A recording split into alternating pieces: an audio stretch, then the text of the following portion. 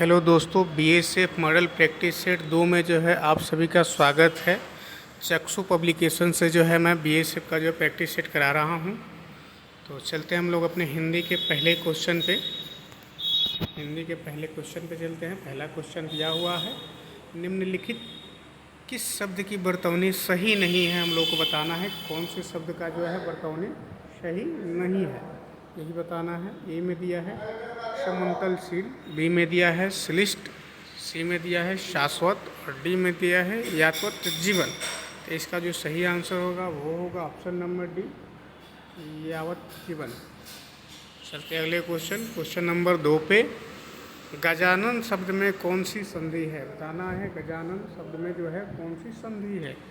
ए में दिया है दीर्घ स्वर संधि, बी में दिया है गुण स्वर संधि, सी में दिया है वृद्धि स्वर संधि और डी में दिया है अयादि स्वर संधि। तो इसका जो सही आंसर होगा वो होगा ऑप्शन नंबर ए, दीर्घ स्वर संधि। चलते हैं अगले क्वेश्चन नंबर 3 पे। पुरोहित शब्द में कौन सी संधि है, लोग बताना है पुरोहित में कौन सी संधि है। ए में दिया है स्वर संधि, बी में दिया है व्यंजन संधि, सी में दिया है विसर्ग संधि और डी में दिया है दीर्घ संधि। इसका जो सही आंसर होगा वो होगा ऑप्शन नंबर सी, विसर्ग संधि। चलते हैं अगले क्वेश्चन नंबर 4 पे। अव्ययी भाव समास के संबंध में कौन सा कथन सही है। ऑप्शन ए में दिया है अन्य अर्थ प्रधान समासिक शब्द, बी में दिया है उद्भय पद प्रधान समासिक शब्द और सी में दिया है पूर्व पद प्रधान समासिक शब्द और डी में दिया है उत्तर पद प्रधान समासिक शब्द। तो इसका जो सही आंसर होगा वो होगा ऑप्शन नंबर सी, पूर्व पद प्रधान समासिक शब्द। चलते हैं अगले क्वेश्चन नंबर 5 पे। आज जन्म में कौन सा समास है, बताना है आज जन्म में कौन सा समास है। ऑप्शन ए में दिया है दिन, ऑप्शन बी में दिया है दिगु, ऑप्शन सी में दिया है नज और ऑप्शन डी में दिया है अव्ययी भाव।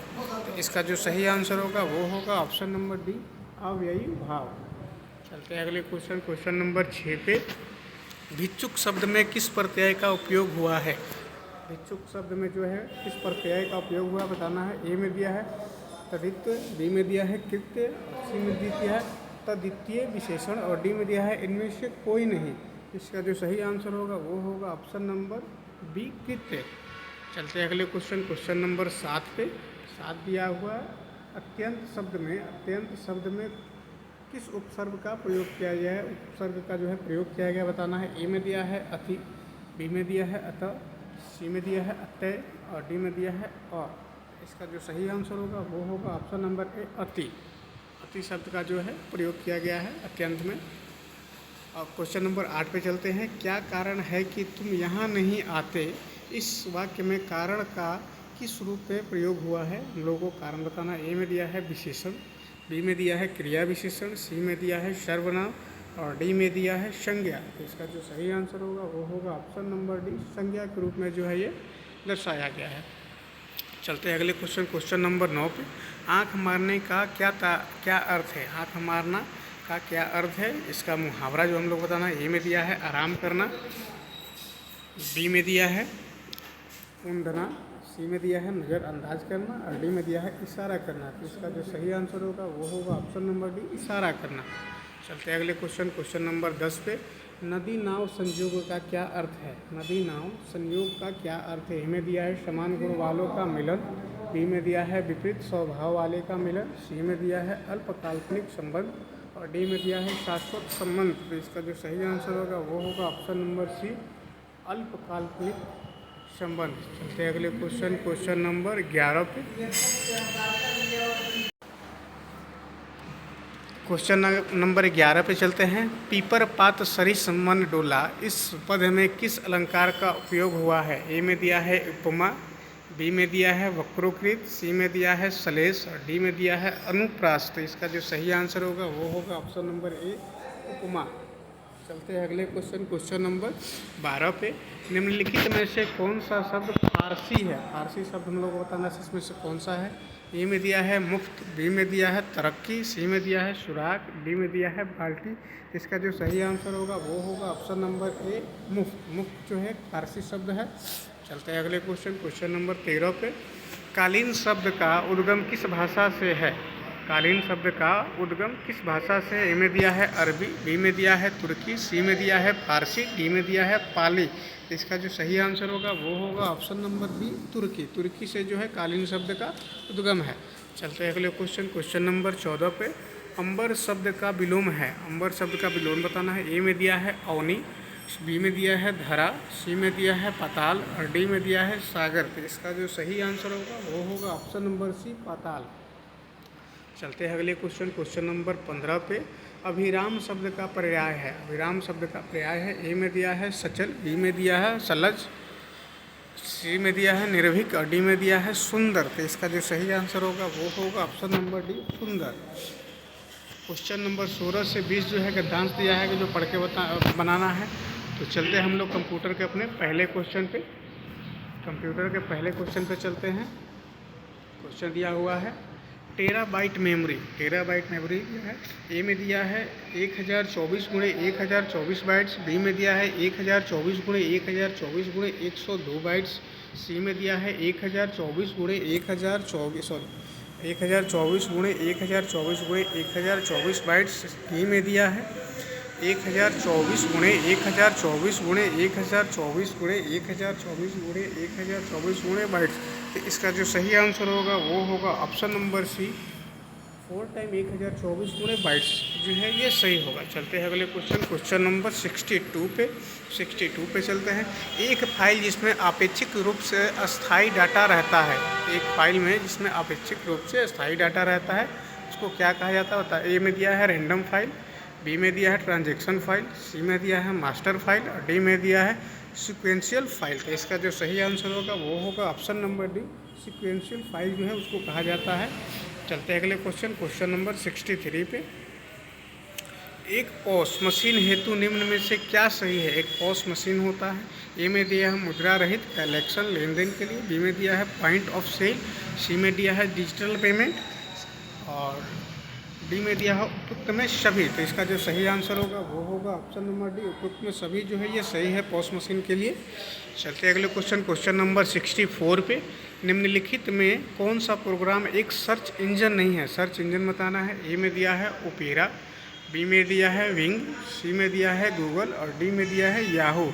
इसमें जो है सर्च इंजन नहीं है, ये हम लोग को बताना है जिसमें सर्च नहीं था। तो ओपेरा जो है एक सर्च इंजन नहीं है। चलते हैं अगले क्वेश्चन नंबर 65 पे। गणितीय प्रस्तुतिकरण से ध्वनि का उत्पन्न करने वाला हार्डवेयर कौन सा है? गणितीय प्रस्तुतिकरण से ध्वनि उत्पन्न करने वाला हार्डवेयर कौन सा है? ए में दिया है साउंड सिंथेसाइजर, बी में दिया है स्टैम्पर्स, सी में दिया है स्पीकर्स और डी में दिया है सेट टॉप बॉक्स।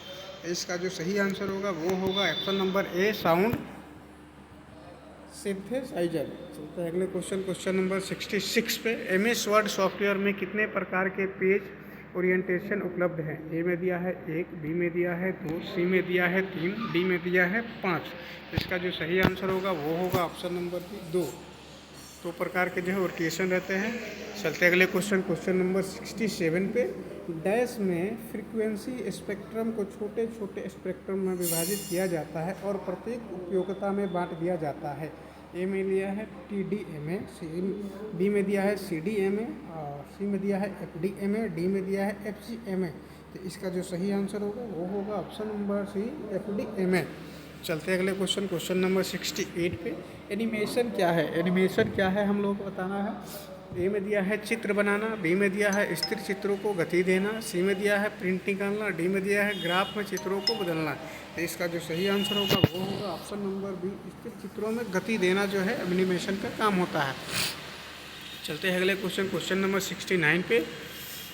1986 में विकसित किया गया कंप्यूटर वायरस जो कि स्टोरेज मीडिया के बूट सेक्टर को प्रभावित करता है, जिसे MS-DOS फैट सिस्टम से फॉर्मेट किया जाता है। ऑप्शन ए में दिया है AIDS, ऑप्शन बी में दिया है ब्रेन, ऑप्शन सी में दिया है फ्राइडे, ऑप्शन सी में दिया है शोबिग। तो इसका जो सही आंसर होगा वो होगा ऑप्शन नंबर बी, ब्रेन। चलते हैं अगले क्वेश्चन नंबर 70 पे। क्वेश्चन नंबर 70 दिया हुआ है। MS एक्सेल सॉफ्टवेयर के सेल में एक फार्मूला लिखने हेतु डैश चिन्ह का उपयोग किया जाता है। ए में दिया है हज, बी में दिया है सी में दिया है एन और डी में दिया है बराबर जो है इक्वल का जो है सिंबल है। तो इसका जो सही आंसर होगा वो होगा option number D equal. Equal करके ही जो हम लोग किसी MS एक्सेल में जो है फार्मूला को बनाते हैं, लिखते हैं। चलते हैं अगले क्वेश्चन नंबर 71 पे। वेबसाइट निर्माण हेतु फ्री ओपन सोर्स सॉफ्टवेयर है। ए में दिया है PHP, बी में दिया है सी में दिया है कॉफ़ी कॉप और डी में दिया है पाइथन। तो इसका जो सही आंसर होगा वो होगा option number C coffee cop. चलते हैं अगले क्वेश्चन नंबर 72 पे।